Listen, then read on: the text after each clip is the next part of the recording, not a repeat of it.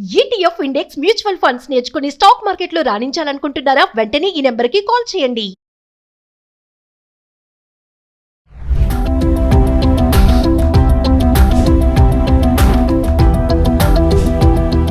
నమస్తే, welcome back to Suman TV. Present మనతో పాటు ఉన్నారు ఫ్యామిలీ కౌన్సిలర్ రజనీ రమ్మ గారు. నమస్తే మ్యామ్. నమస్తే నవీన. మేడం, ఒక లైన్ ఉంది, తంతే గారెలో బుట్లో పడ్డారు అన్నట్టుగా ఇన్సిడెంట్ అలాగే ఉంది. పెళ్ళైనప్పటి నుంచి సరిగా ఉద్యోగం చేయట్లేదంట, ఎక్కడికి తీసుకెళ్ళమంటే అక్కడికి తీసుకెళ్ళట్లేదు, ఓపిక లేదు, చేసే ఓపిక కూడా లేదు అతనికి, పని చేయాలా అన్న అది కూడా లేదు, ఇంట్రెస్ట్ కూడా లేదు. సో ఏం చేసింది, చూసి చూసి భార్య కోర్టులో కేసు వేసింది, నాకు ఇతనితో అవ్వదు, నాకు ఎంతో కొంత భరణం ఇచ్చేసి మెయింటెనెన్స్ ఇచ్చేసి నాకు డైవర్స్ ఇచ్చేయమన్నారు. అయిపోయింది, అక్కడ కట్ చేస్తే డైవర్స్ అయిపోయింది ఇద్దరికి కూడా. మరి కట్ చేస్తే ఆయనకి లాటరీ తగిలిందంట. మరొకసారి వివరాల్లోకి వెళ్తే, అంటే ఇది మీరు అన్నారు ఏమి చేయడం చేయలేకపోతున్నాడు చేయటం అని అన్నారు కదా.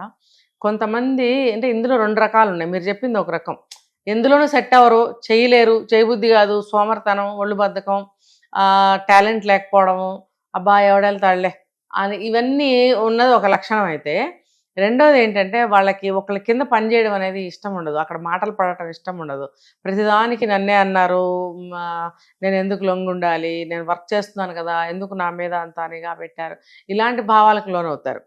లోనయ్యి కొంచెం హర్ట్ అవుతారు అనమాట. హర్ట్ అయ్యి కూడా ఏ ఉద్యోగంలోనూ ఎంతో కాలం ఉండలేరు, ఎన్నో ఉద్యోగాలు మారుతూ ఉంటారు, ఉద్యోగాలు చేస్తూ ఉంటారు కానీ ఎక్కడ నిలకడగా ఉండరు వాళ్ళు. ఒక నెల చేయడం, 2 నెలలు చేయడం, మహా అయితే 6 నెలలు చేయడము, ఆ తర్వాత మారిపోవడము, ఇలా ఉంటుంటుంది వాళ్ళకి.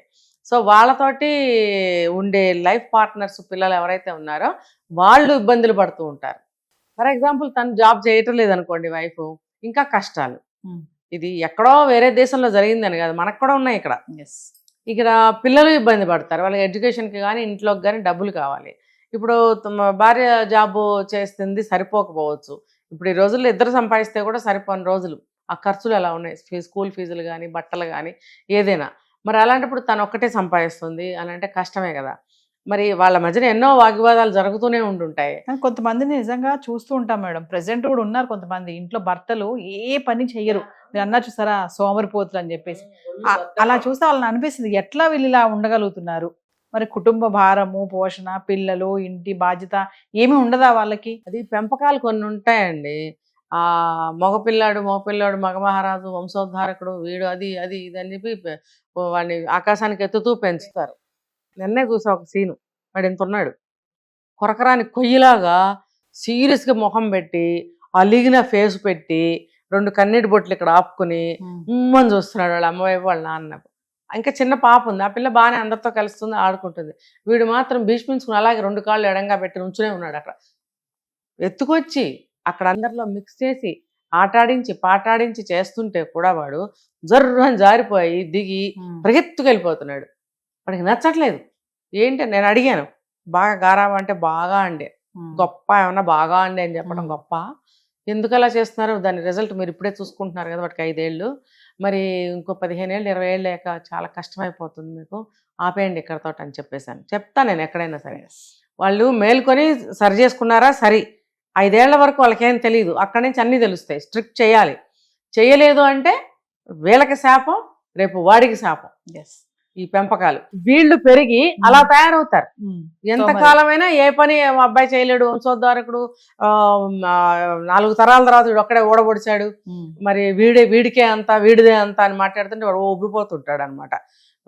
అలా అలా పెరిగిన వాడు ఏం చేస్తాడు, పెళ్ళైన తర్వాత కూడా పెద్దగా ఎక్కడ ఏం ఉద్యోగం చేయడు, ఏ పని చేయటానికి వాడి బుద్ధి సహకరించదు, బాడీ అంతకన్నా సహకరించదు. లగ్జరీగా తింటూ తిరుగుతూ మా అమ్మ బాబులు సంపాదించినది ఖర్చు పెడుతూ గొప్పలు చెప్పుకుంటూ తిరుగుతారనమాట. అలాంటి వాడేమో మరి వీడు. ఏమైంది, భార్య ఏం చేస్తుంది, ఎంతకాలం భరిస్తుంది, పిల్లలు పుట్టారు పెరుగుతున్నారు. ఇప్పుడు ఒక ఏజ్ వచ్చిన తర్వాత నీరసం వస్తుంది, ఓపిక ఉండదు. ఇప్పుడు స్త్రీ అనేది శరీరంలో నుంచి అన్నీ పోయేవే కానీ బయట నుంచి ఏవి లోపలికి రావు. మగాడికి పోయేది ఏమి ఉండదు, ఏదన్నా ఎప్పుడన్నా అనారోగ్యం చేస్తే తప్ప. అలాంటప్పుడు స్త్రీ ఎంతకాలం భరిస్తుంది, అది అర్థం చేసుకోకుండా అది మోస్తుంది కదా అని చెప్పి ఇంకో మూట బరువులు పెడితే కింద పడుతుంది డామ్మని.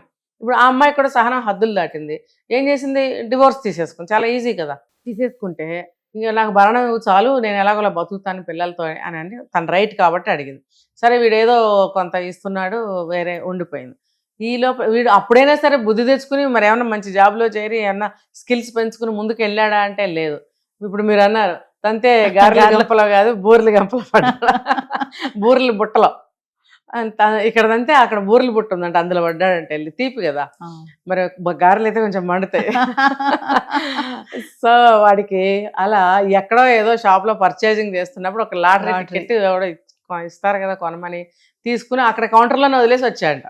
ఆ మహానుభావుడు ఎవడో అది లక్ష్మీదేవి కనుక మూట కాళ్ళ దగ్గర పడేస్తే, అమ్మ లక్ష్మీదేవి డబ్బులు ఇవ్వు డబ్బులు ఇవ్వు డబ్బులు ఇవ్వు అనుకుంటే కింద డబ్బులు మూట తన్నుకుంటూ వెళ్ళిపోతాడంట. అలా భగవంతుడు బాగుపడరా నాయన అని చెప్పి టికెట్ ఇస్తే వీడు అది కూడా అక్కడ మర్చిపోయి వచ్చాడు.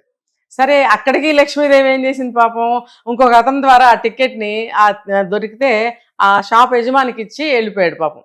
ఆ షాప్ యజమాని పాపం నిజాయితీగా తీసుకొచ్చి నొక్కేయకుండా ఇతనికి చేతిలో పెట్టాడు. ఇప్పుడు బూరెల గంపలో ఖచ్చితంగా పడ్డాడు అనమాట. సో ఆ డబ్బులు తగిలే ఎన్నో కోట్లు, అవి 2 కోట్లు ఇంకా ఎక్కువే, చాలా కోట్లు అవి. దొరికినప్పుడు ఏం చేశాడు, చాలా హ్యాపీ. ఆ ట్యాక్సులు పోంగా వాడికి దగ్గర 18 కోట్లు వచ్చింది. అయితే ఇప్పుడు కామెంట్స్ వస్తున్నాయంట మేడం, తిరిగి భార్య వస్తే ఏం చేస్తావు? అయింది అది కూడా. వెళ్ళి చెప్పాడు, భార్యను రమ్మని కూడా పిలిచాడు. ఇదిగో నాకు ఇంత డబ్బు వచ్చింది, నీకు కష్టం లేకుండా చూసుకుంటాను రా అన్నాడు. వాడి మైండ్లో ఏంటి, వాళ్ళ అమ్మకు ఒక కారు కొనాలి, తను ఒక ట్రక్ కొనుక్కోవాలి. అక్కడ ట్రక్స్ ఉంటాయి. ట్రక్ అంటే కొంపకారు అని అంటారు, కొంపకారు. ఆ ట్రక్లోనే ఇల్లు వాకిలన్నీ ఉంటాయి. ఆ bedroom, washroom, hall, living room, kitchen అన్నీ ఉంటాయి. ఇక్కడి నుంచి అక్కడ ఉంటుంది అనమాట ట్రక్. అన్నీ అందులోనే ఉంటాయి. ఎక్కడికైనా వెళ్ళాలంటే ట్రక్తో పాటు వెళ్ళిపోవాలి. అన్నీ ఇల్లు అనమాట, ఇల్లు కారు, కొంపకారు. దాన్ని తీసుకుని ఎక్కడికైనా వెళ్ళిపోవచ్చు. అంటే ఊరుమ్మడి బ్రతుకులు అంటారు, తెలుసు కదా. రోజు కూలీలు చేసుకునే వాళ్ళు, తండాలకు చెందిన వాళ్ళు ఎక్కడ పనులు ఉంటే అక్కడ మూటలు వేసుకుని వెళ్ళిపోతూ ఉంటారు. వాళ్ళకి ఒక ఇల్లు వాకిలి అంటూ ఏమి ఉండదు. సో ఈ ఫారిన్ కంట్రీస్లో కూడా ఏంటంటే ఎక్కడికైనా టూర్ వెళ్ళాలి అని అంటే మనలో సూట్ కేసులు సర్దుకుని, అమ్మో అది సర్దుకుని ఇది సర్దుకుని అట్లేం వెళ్ళరు. అన్నీ అందులో ఉంటాయి రెడీగా. ఎక్కేయడం, ఫ్యూయల్ పోసుకోవడం, వెళ్ళిపోవడం, జేబులో డబ్బులు ఉండాలి అంతే. అలా ఆ ట్రక్ ఒకటి కొనుక్కోవాలి. వాడికి ఎంత బద్దకస్తులో చూసారా, వాడికి ఆ ట్రక్ కొనుక్కోవాలని ఉందంట. వాళ్ళ అమ్మకి ఒక కారు కొనాలనుకున్నాడంట. ఇల్లు ఏదో ఉంది, దాన్ని రెనోవేట్ చేయించాలి, లేదా కొత్త ఇల్లు కట్టుకోవాలి. వీడికి ఆశలు ఎట్లా ఉన్నాయి. సరే అవన్నీ రెడీ చేసుకుందాం, భార్యను పిలుద్దాం అంటే చిచ్చి రాను పొమ్మందని. స్త్రీ కోరుకునేది అవన్నీ కాదు. అంటే కొంతమంది అన్నీ కావాలంటారు, కొంతమంది కేవలం భర్త ఒక మ్యాన్లీగా ఉండాలని, తర్వాత తను ఎంతైనా సరే సంపాదించి తనదంటూ భార్య బిడ్డలకి పెట్టాలి, తన ప్రేమను అందించాలి, కుటుంబ సభ్యులు అందరి ప్రేమని పొందాలి, మనందరూ ఐకమత్యం ఒక కుటుంబంగా ఆదర్శంగా జీవించాలి అని భార్య కోరుకుంటుంది, ప్రేమాభిమానాలని కోరుకుంటుంది. కానీ ఇక్కడ అతను ఏం చేస్తున్నాడు, మళ్ళీ కూడా కష్టపడకుండా వచ్చిన డబ్బుతోనే రమ్మంటున్నాడు. ఆఫ్టర్ దట్ వాట్ నెక్స్ట్ అనేది ఆవిడకి క్వశ్చన్ అయిపోయింది. ఆవిడకి కావాల్సింది అది కాదు, ఇదేదో టెంపరీ, ఇవన్నీ డబ్బులు అయిపోతాయి, తర్వాత పరిస్థితి ఏంటి. కాబట్టి అక్కర్లేదు, నాది నాకుంది, నీ భరణం కూడా నాకొద్దు అంటే ఏవగింపు వస్తుంది అనమాట. ఇలాంటి సోమరిపోతు సంపాదన నాకు తినబుద్ధి కాదు అన్న భావన, నాకు అవసరం లేదు, నువ్వు ఇక నుంచి అది కూడా ఇవ్వక్కర్లేదు, తీసేసుకో అని రిజెక్ట్ చేసింది. అంటే మేబీ ఆమె కూడా ఏదైనా జాబ్లో సెట్ అయ్యి ఉండవచ్చు, పిల్లలు కొంచెం పెరుగుతూనే ఉన్నారు. అంటే ఆత్మాభిమానం అనేది ఒకటి ఉంటుంది, వ్యక్తిత్వం అనేది ఒకటి ఉంటుంది. వాటిని వదులుకొని అవమానపడి ఎక్కడో తలదాచుకోవాలని అనుకోరు కొంతమంది స్త్రీలు. ఈవిడ కూడా అలాంటిది. సో అతను ఏదో నేను పెద్ద సంపాదించేశాను గొప్పగా ఫీల్ అయిపోయి రమ్మన్నాడు. నువ్వు ఎక్కడ సంపాదించావు దాన్ని, అది కూడా అప్పనంగా వచ్చిందేగా.